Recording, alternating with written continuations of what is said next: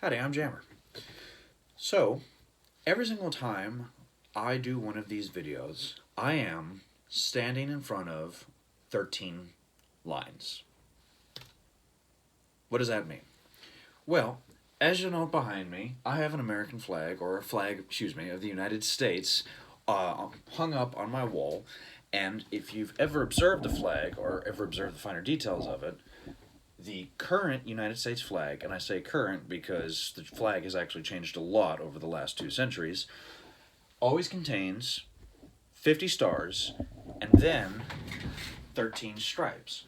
1, 2, 3, 4, 5, 6, 7, 8, 9, 10, 11, 12, 13. Those 13 stripes, those 13 lines, are designed to represent the original 13 colonies of the United States. Who cares? Well, one, I care because I'm a history nerd and I feel compelled to remind people that George Washington actually hated the design for the original flag, but that's for another time and another lecture. The question becomes, what does this have to do with comics? Well, it has a lot to do with comics because today we're going to return to Understanding Comics by Scott McCloud, and we are continuing with Chapter 5, which is titled Living in Line. And I'm really excited about it because in terms of art, in terms of expression, line is arguably one of my favorite, or perhaps the subject of cannot talk today. The field of art where I find myself really intrigued. Line has always just fascinated me, and ever since I started looking at the sculpture of Alberto Giacometti in high school and started drawing several of his sculptures, I began to realize a lot of my personal artistic affinities had a lot more to do in the area of line than it did with pattern, texture, what have you. And when we talk about comics, lines can be absolutely everything. Now, obviously, first we have to address the fact of, well, duh, like, it's a comic book. Naturally, lines are going to be important, but it's easy to forget how important lines are, because even though we are dealing with a traditionally two-dimensional medium, we also have to understand, as Scott McCloud has pointed out throughout this graphic novel, that comics in general have their own language structures that are unique to them as a medium. Yes, lines in Guernica have energy and or energy and emotion behind them, but that's because that's the way the medium of painting works. In comics, lines are not simply the means by which we create the figure or the structure of individuals. Lines have a real energy and at times symbolism to them. As he's pointed out before in the book, lines are the way we construct visual symbols, they're the way we construct icons. And as he demonstrated with the figure of the smiley face, again, it may not seem like much, but 2 dots, a single line, and a circle can create the human face in our mind. And so when we consider the medium of comics, we really have to appreciate how much line can play, or how much line can determine the aesthetic effect of a comic, and how comic artists really use lines in order to tell their story. Now, one of the first pages I really wanted to observe is actually the first 2 pages. I've got to move my copy of Infinite Jest. Yes, I have a copy of Infinite Jest, and no, I am not a hipster douchebag. I'm a hipster. The douchebag is implied. Drop that mic. Anyway, one of the opening pages of Chapter 5 is Scott McCloud asking, can emotions be visible? In which case, he gives us several instances. So, is this intimate? Is this, what's the word for it? Madness. Is that serenity? Is that joy? And just take a look at some of these examples that he constructs for you. Just looking at these lines, one is struck by them. And one, if you actually take a moment to really look at them in connection to the words that he offers, you begin to wonder if perhaps this loop right here might not indicate joy, or this small mound of whatever it is might actually come to be serenity. Religion has traditionally employed particular visual structures in order to create spiritual effects within the congregations they work with. Now, likewise, in talking about art and just the history of art, like I noted a minute ago with, say, Picasso's Guernica, the lines that exist within a painting can have a real resonating factor. Because as he continues on the next page, rank, cold, quiet. These are just 3 small panels, but you can see, again, the lines can create an emotional reaction in the reader, or at least summon back to an idea of an emotion, a state of being, and, well, again, what have you. I use that word a lot, but it's just easy to fall back upon. These passages are important because by offering the reader opportunities to sort of reflect on how lines can be used to indicate emotion or to create a feeling of space and time, we see that comics are unique in the fact that artists and comic writers have the option to communicate things visually to the reader that other mediums don't. It's really easy, or it's different for a painter or a writer to try to indicate cold, or a feeling of rankness and festering, or a feeling of quietness. For instance, poetry is a medium which relies really heavily upon the intonation or the tonation of words, as well as particular aspects of rhythm, in order to create these effects. Comics, you don't have to do that. In comics, you can just draw a couple of lines on the page and the reader will understand, ooh, this is gross, or ooh, this is cold, or ooh, this is nice and relaxing. And he notes here, the idea that a picture can evoke an emotional or sensual response in the viewer is vital to the art of comics. And again, as always, one of the brilliant things about the graphic novel Understanding Comics is McCloud regularly employs the content of his panels as well as the shape of his panels as well to really build his intellectual argument, but then also, more importantly, allow the reader to pause and reflect.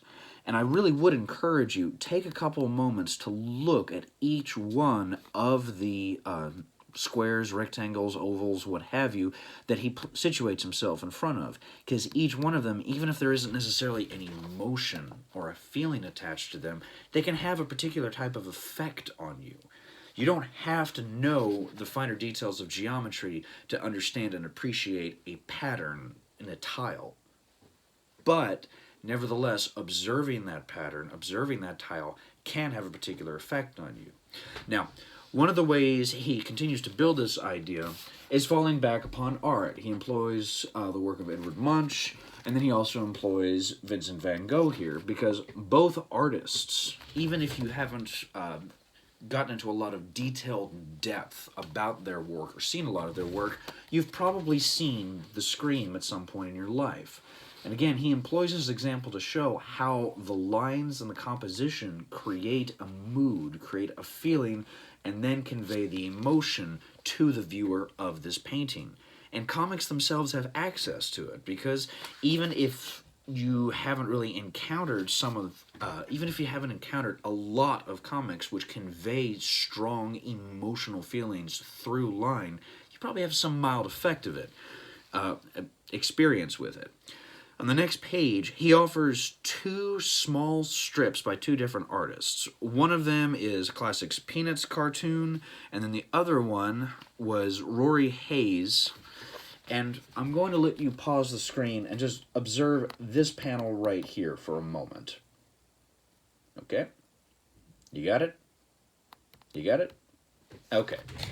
So, looking at those 2 panels, we can observe the difference between, say, Rory Hayes and Charles Schulz.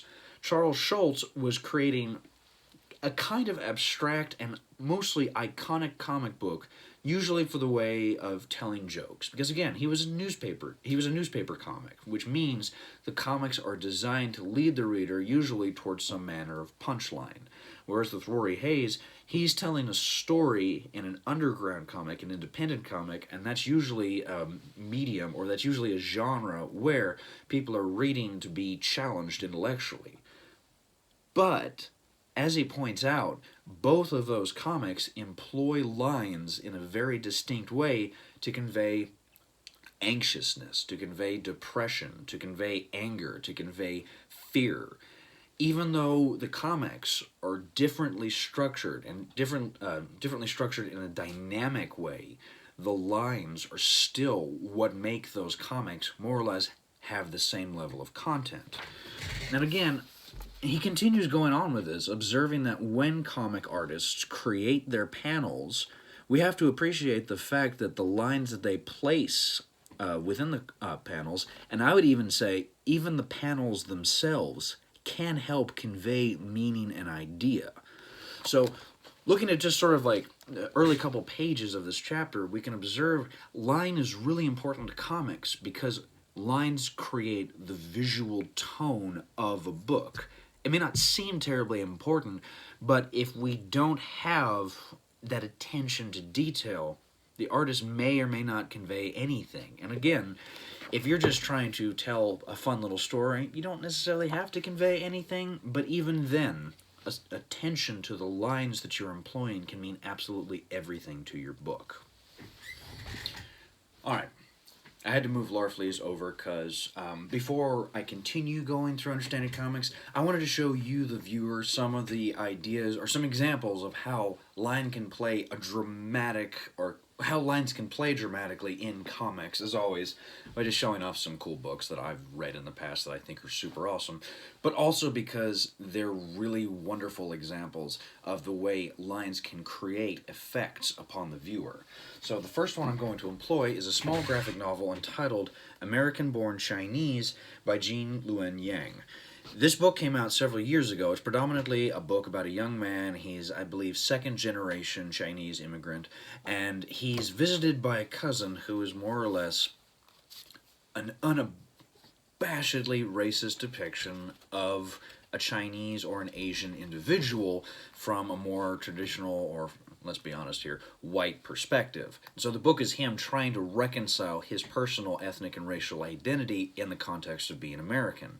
The book also flashbacks here and there, however, with the tale of the monkey, which is part of the Chinese mythology and a really interesting story. I don't know enough about it to tell you like all the details about it. All I would say is go to Overly Sarcastic Review or Overly Sarcastic Productions and check out their Journey into the West series. Red has steadily been working on them over a series of years, and it's amazing.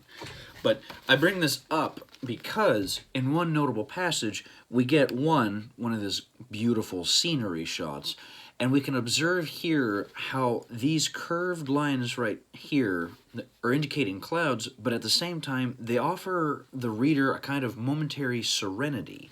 And this builds as the story continues, because ultimately the next couple passages we're reading about the stories of some classical Chinese monks. And again, the framing of those clouds against the characters and the rest of the landscape give us a feeling of place and serenity and peace, which, again, we're talking about Chinese monks in ancient China. It's kind of the aesthetic goal at that moment. Now, another really interesting example comes from Sandman Volume 4 by Neil Gaiman, Season of Mist. This graphic novel is essentially Satan decides he's done ruling hell. He empties it of all the demons. So my mom and dad keep texting, so the little message keeps popping up. But anyway, the main character, Dream, decides to enter into hell to rescue a woman that he banished there millennia ago. And when he arrives, we get this gorgeous spread of Dream just floating among the mountains of hell. And so, at this moment, we have an instance in which the line work of the various folds allow us to kind of feel the space. Not just simply in terms of hell being really empty, but also in the idea that Dream's essence and being is kind of misty, it's kind of miasmic, it's just kind of floating about the place. But then also, more importantly, it's kind of an atmospheric effect, because we can also perceive that there might actually be wind in hell. And then along with that, we get lines like these, which allow us to see the wind which is actually blowing his cape around. So this is a moment where, in terms of the narrative, this is world building. So the lines that are being used are not just being used to just sort of create or demonstrate motion. It's also allow the reader to feel that this space is actually moving around and changing. Now, lines can also be employed, and we talked about this a little bit with the last chapter of Understanding Comics and the idea of how time moves forward. Probably one of the best examples of this is Jack Kirby. I'm going to use a passage from The Demon because every single time I have to pull up that omnibus, I throw out my back a little bit, and this thing's a nice little paperback. The Demon is the character Etrigan. Basically, the story is Merlin enchanted a young man with a demon from hell, and they basically bounce back and forth. It's kind of like Dr. Jekyll, Mr. Hyde. Now, Kirby is line made manifest. You can't talk about a more important guy in the field of comics than that. So, for example, in this beautiful one-page spread, we have Etrigan holding a boulder, and then in this panel here, we watch him throwing it, and then the rest of the page are a lot of action sequences. People are swinging weapons around, the demon is launching at people, punching people in the face. So, we see here line is being employed mainly for the purpose of demonstrating physical action. But at the same time, the way Kirby presents these lines as well, the reader gets excited reading this book. The text, honestly and truthfully, kind of pulls away, but that has more to do with the structure of comics from that point. But I bring this example out so you can kind of see how line is employed not just to create atmosphere, but then also to show events taking place. Probably one of the most amazing uses of line, in my opinion, comes from Alan Moore's Swamp Thing with Steve Bissette and John Totalbean, specifically Volume 2. The very end of this book, we've passed Swamp Thing Annual number 2. Abby Arcane has been rescued from hell, and she decides that she wants to experience something with Swamp Thing, aka Alec Holland, and by experience something, more or less, have some manner of sexual congress. But the problem is, he's a swamp monster. He doesn't have traditional genitalia, so what he does is he grows a kind of potato thing on his back. He offers it to her, she takes a bite, and then the pair of them undergo what can only be described of as an acid trip. But what's unique about it, and you can kind of probably see where I'm going with this already, my phone's going into low power mode, is that these are some of the most brilliantly constructed pages you will probably ever see. And so, at first, what appears to be a lot of incomprehensible visions and blurs become a kind of union between two individual souls. This is arguably one of the most visually stunning graphic novels I have ever seen, and every single page of this is a gorgeous experimentation with line, because it helps build the textures of the characters who are kind of floating in and out of consciousness. We see the dramatic effects of sensations that one can undergo while under the effect of something like LSD. And then, of course, there's just a lot of gorgeous symbols that are constructed. If you've never read Swamp Thing, at the very least, read Book 2 for this last chapter. It is simply amazing. And then one final example here is Mouse. Well, not really. Art Spiegelman is a comics artist, a Pulitzer Prize-winning comics artist. He won it for this book, Mouse, which more or less is his father's story of surviving the Holocaust. But at the same time, before he had launched, before he began this book series, he was part of the underground comic scene with guys like Robert Crumb. And one particular story is actually included in this collection. It's called Prisoner on Hell Planet. It's become pretty popular largely because of its connection to Mouse, but it's also an amazing story, period, because it's a comic dealing with the suicide of his mother and his emotional reaction to it.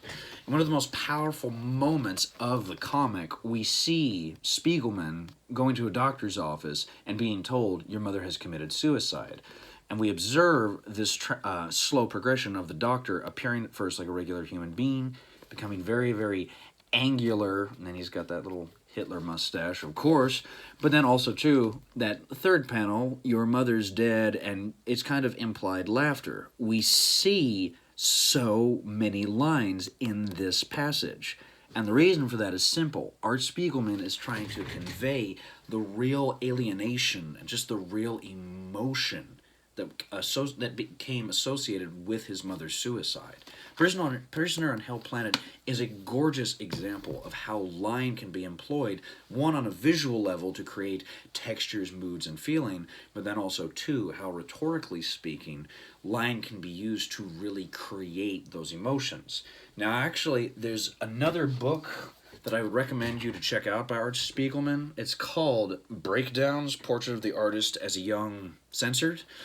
And it actually contains a lot of his original underground comics work, including Prisoner on Hell Planet. And he actually notes in the afterword, I'm going to have to move you, Apollo, because... Anyway, this book was a hard sell when it was originally published, because when it was originally published, it was about this size. It was a hard sell for most production companies to go, hey, let's do a collection of a bunch of underground, esoteric, experimental comics and do it in an extra large format. But he notes, if you're going to read Prisoner on Hell Planet, you really need to be doing it in this format because you get so much more detail. And you can see and really feel the power of these lines far more than you would packed into mouse. But these are just a couple of examples of other comics artists who have employed lines for an aesthetic goal. And you can clearly see by those examples that artists in the field of comics have a lot of opportunity to use and structure lines to create their narratives. All right, we're back. I honestly don't have too much more to say because fortunately, or maybe fortunately might be the wrong word, but Chapter 5 is honestly pretty short, and I've already addressed most of what I wanted to talk about. But what's interesting, at least to me in terms of this book, is the way Scott McCloud brings attention to lines. Now, there's one page-long sequence which is really gorgeous. And you can kind of see, I'm not going to show you the whole bit of it, but he takes several different examples from the history of comics, whether it's guys like Robert Crumb, the original Scrooge McDuck comic books, Dick Tracy comic books, Rob Liefeld, Jack Kirby. And then, hey, that looks kind of familiar. Where have we seen that one? Then on the far left over there we have Will Eisner. But again, he takes a moment to look at how each artist is doing something different with line work.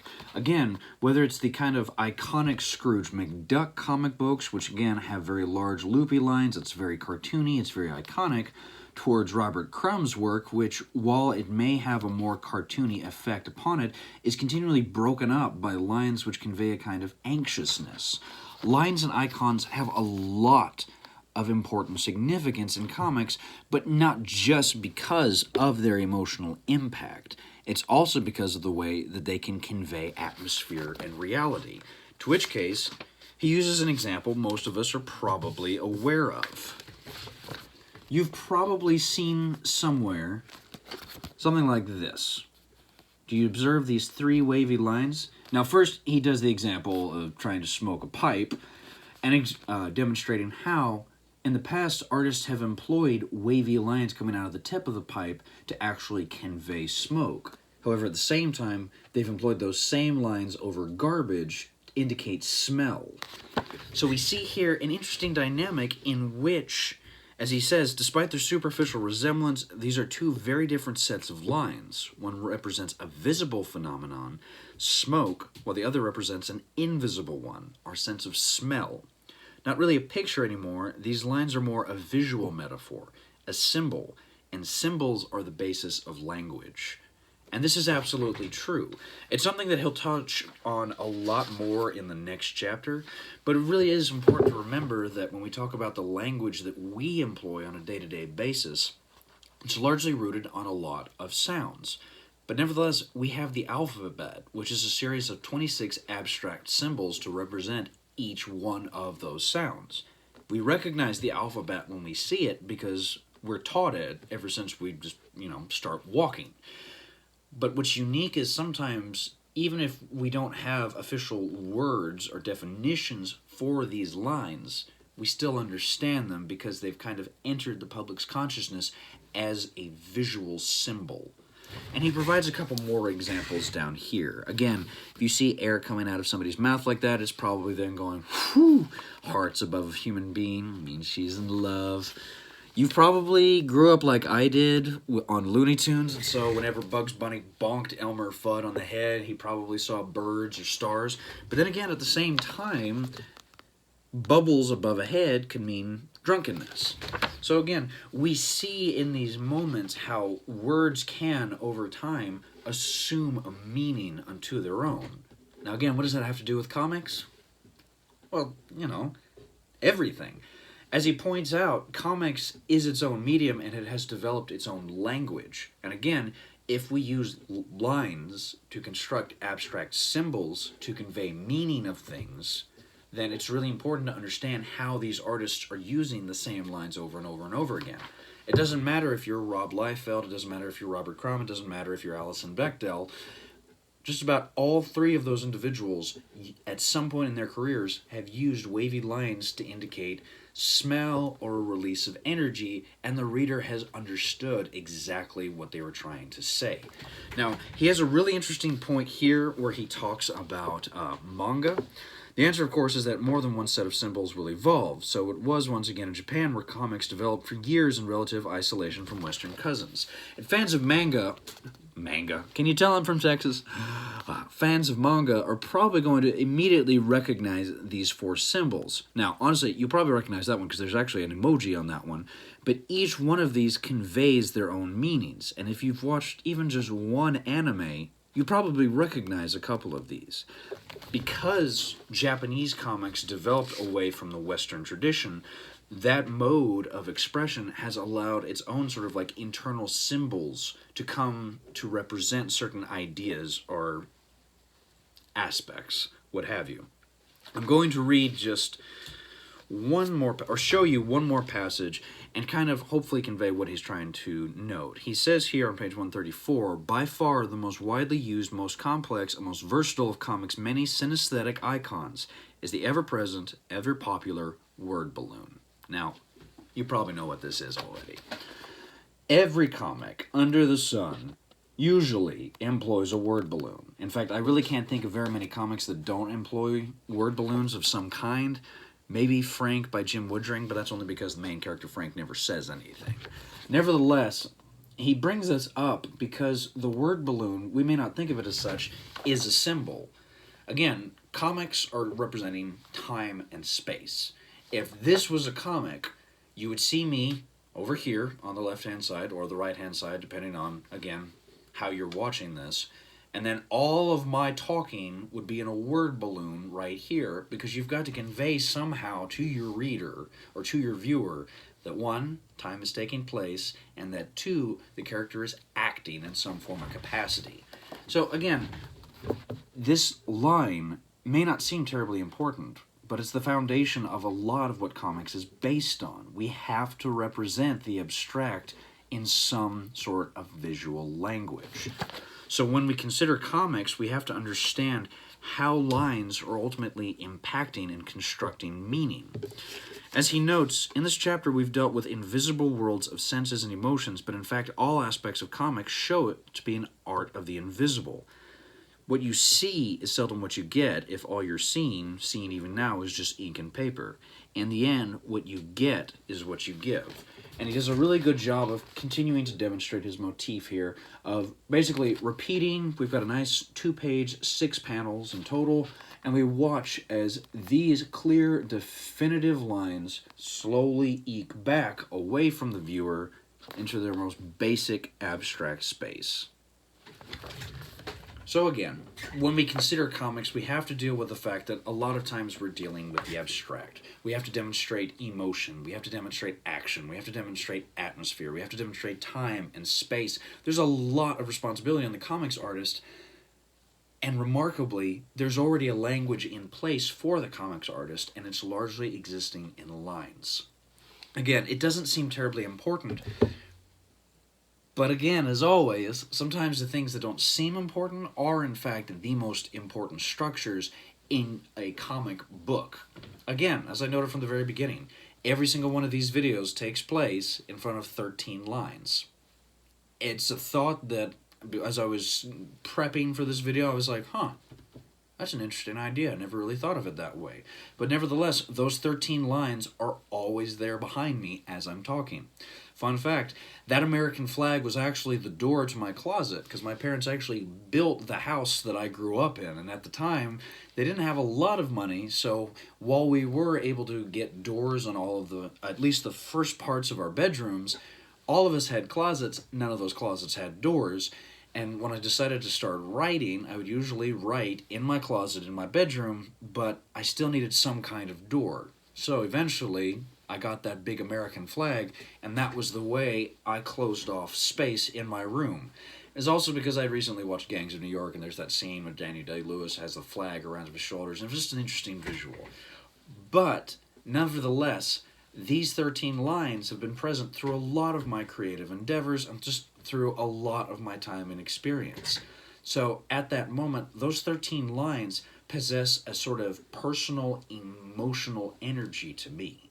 And again, we're talking about the American flag. It's ultimately a symbol of nationalism. There's a lot of emotions connected with the United States flag. If you don't believe me, just hop onto Twitter for 5 minutes. You'll see what I'm talking about. Anyway, we have to understand that lines are one of the foundational principles of reality. And more important than just the way we set up our comics, they're also the way we set up our language. And our language is ultimately the way we communicate our ideas, our emotions, our experiences, and all of that is present within the medium of comics. So it may not, again, I've said it once, I'll say it again, it may not seem terribly important, but 13 lines can mean absolutely everything. Alright, I'll stop it there. Thank you so much for watching. I hope you appreciated this. As always, like, share, and subscribe. It helps me out. It helps you out because it'll help me keep making these videos, and hopefully you're enjoying these videos, or maybe you're not. I don't know. Whatever the case, please like, share, and subscribe. Leave comments in the section below if you've got questions for me, or if you've got suggestions for books that you think would be pretty cool for me to check out. And, hey, say hi, because, you know, life's too short. Hi. As always, thank you all so much for watching. I'll post a couple links in the description section below for Scott McCloud's website and his TED Talk, which is actually really, really, really interesting. And as always, y'all, go read some comics.